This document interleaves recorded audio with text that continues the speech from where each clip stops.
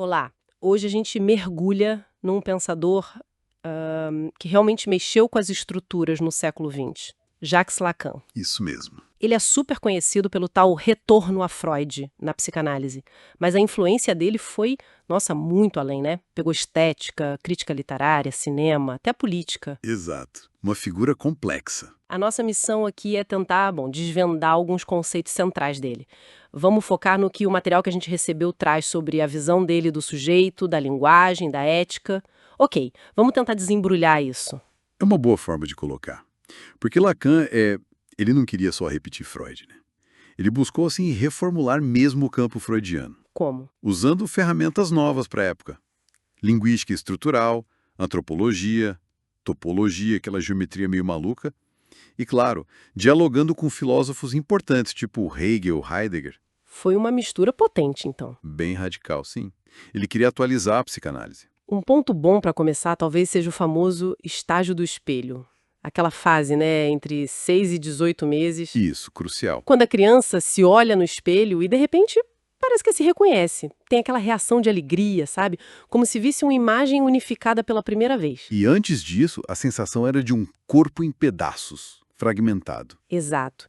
E o ponto-chave aqui, que eu acho fascinante, é que a nossa identidade, o nosso eu, já nasce meio emprestado, formada a partir dessa imagem que vem de fora. Perfeito. É a ideia de que o eu é, desde o início, descentrado.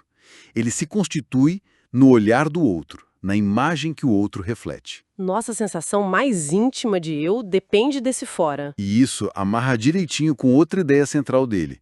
O desejo é o desejo do outro. Ah, essa frase é famosa. Mas o que ela quer dizer exatamente? Não é só querer outras pessoas, né? Não. É mais fundo que isso. Significa que a gente aprende o que desejar e como desejar através da interação com os outros. Os pais, a sociedade, a cultura, eles nos ensinam, digamos assim, os objetos do desejo. Tipo, as necessidades biológicas ficam em segundo plano. Elas são subordinadas, ou melhor, moldadas por uma busca maior, por reconhecimento, por amor. E essa busca sempre passa pelo que o outro valoriza, pelo que o outro deseja. Pensa nas modas, nos ideais de sucesso. Entendi. A gente deseja o que imagina que o outro deseja ou o que faria o outro nos desejar. Que complexo. Exatamente.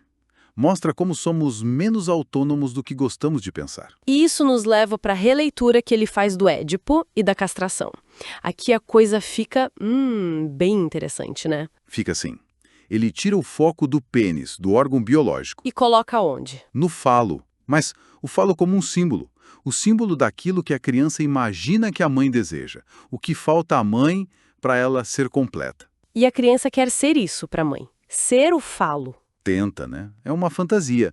A castração em Lacan é justamente a renúncia a essa fantasia, a essa posição impossível de ser tudo para a mãe. E quem impõe essa renúncia? A figura paterna? Sim, mas não necessariamente o pai de carne e osso. É a função paterna, o que Lacan chama de nome do pai. Nome do pai. Isso é a lei. É a função simbólica que representa a lei social, as regras da cultura, a ordem do mundo. É o grande outro enquanto estrutura. Aceitar a castração simbólica é aceitar essa lei. Uma lei que organiza o desejo da mãe, tira a criança daquela relação dual. E insere a criança na ordem simbólica, ou seja, na linguagem. A entrada na linguagem está totalmente ligada a isso. Então, aceitar a lei e entrar na linguagem são tipo a mesma coisa. Dois lados da mesma moeda, pode-se dizer. Por isso a linguagem é tão, mas tão central para Lacan. Daí vem aquela afirmação dele que marcou época. O inconsciente é estruturado como uma linguagem. Exato. O impacto disso foi gigantesco. Porque muda tudo, né? Sintomas, sonhos, atos falhos. Não são só, sei lá, impulsos biológicos soltos. Não, são formações do inconsciente que funcionam como linguagem. Como metáforas, metonímias de desejos que foram reprimidos, tem uma estrutura, um sentido a ser decifrado. E é a cura pela fala. Ganhou outra dimensão aí. Totalmente. É no poder simbólico da palavra, nesse jogo da linguagem na análise, que algo pode se deslocar, se transformar. Foi uma virada do biológico para o simbólico na psicanálise. E como essa linguagem se estrutura no sujeito? Bom, Lacan fala dos significantes mestres. São aquelas palavras-chave tipo pátria, justiça, família, sucesso. Palavras que parecem definir tudo pra gente, né? Isso. Elas organizam nossa identidade, nossa visão de mundo. Mesmo que, no fundo, o significado delas seja meio vazio, nunca totalmente fixo, sabe? Elas funcionam como pontos de apoio, E como isso se liga com a falta, com a castração que a gente falou? através do que ele chama de fantasia fundamental. É como se fosse o roteiro básico, a narrativa pessoal que cada um constrói para lidar com essa falta que a castração deixou. Uma forma de se relacionar com o desejo e com essa falta estrutural. Exato. Essa fantasia geralmente gira em torno de um objeto imaginário, o objeto pequeno a. Aquele objeto que, na fantasia, parece prometer a satisfação total, preencher a falta, mas é uma promessa impossível. Uau! É um conjunto de ideias bem denso, mas que se conecta. Muito conectado.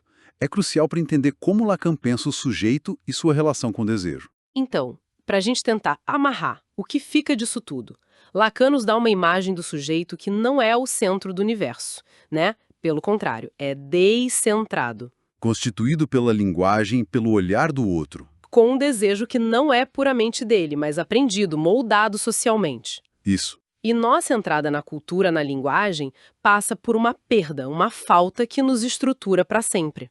Exatamente essa a ideia central. Uma visão bem diferente daquela do indivíduo autônomo e racional do iluminismo, por exemplo. Com certeza. E, para deixar uma provocação final, talvez, Lacan sugere que o fim de uma análise passa por atravessar a fantasia. O que seria isso? Seria reconhecer a nossa própria implicação na forma como a gente vive o desejo e a falta.